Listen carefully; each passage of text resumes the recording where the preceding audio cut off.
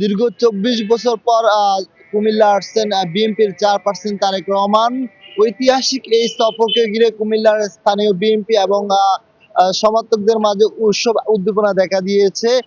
বিশেষ করে আসন্ন জাতীয় সংসদ নির্বাচনকে সামনে রেখে সারা দেশের ন্যায় কুমিল্লা সফর করছেন তিনি। কুমিল্লার ৩টি জনসভায় তিনি অংশগ্রহণ করবেন। ৫:৩০টায় কুমিল্লার চৌদ্দগ্রাম উপজেলার চৌদ্দগ্রাম হাই স্কুল মাঠে তিনি জনসভায় অংশগ্রহণ করবেন। এর পরপরই ৭:৩০টায় তিনি অংশগ্রহণ করবেন কুমিল্লার সদর দক্ষিণ উপজেলার ফুলতুলি মাঠে। এরপরেই তিনি ৮টায় তিনি অংশগ্রহণ করবেন দাউদকান্দি পৌর এলাকায়।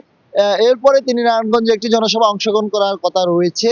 তবে এই তারেক রহমানের আগমন উপলক্ষে এবং তারেক রহমানকে বরণ করতে কুমিল্লার স্থানীয় বিএনপি পাশাপাশি এখানকার যে সাধারণ মানুষ রয়েছে তাদের মাঝে ব্যাপক উৎসাহ দেখা দিয়েছে। বিশেষ করে সকাল থেকে আমরা ওই সমাবেশ স্থলগুলো ঘুরে দেখেছি, সেখানে কিন্তু মানুষের উচ্চ ভরা ভিড় দেখা গিয়েছে এবং খন্ড খন্ড মিছিল এনে ওই স্থানগুলো সমবেত হচ্ছে বলে আমরা দেখতে পেয়েছি।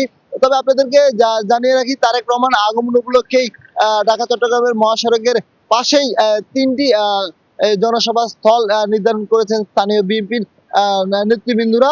এখানকার যারা রয়েছেন তারা বলছেন নিরাপত্তার সার্বিক এর জন্য বিএনপির অঙ্গ সংগঠনগুলোর পাশাপাশি কুমিল্লার যে জেলা পুলিশ রয়েছে তারা কিন্তু সতর্ক রয়েছেন। পুলিশের পাশাপাশি বিজিবি এবং সেনাবাহিনীর একাধিক টিমকেও আমরা দেখতে পেয়েছি। তো এই ছিল কুমিল্লা থেকে।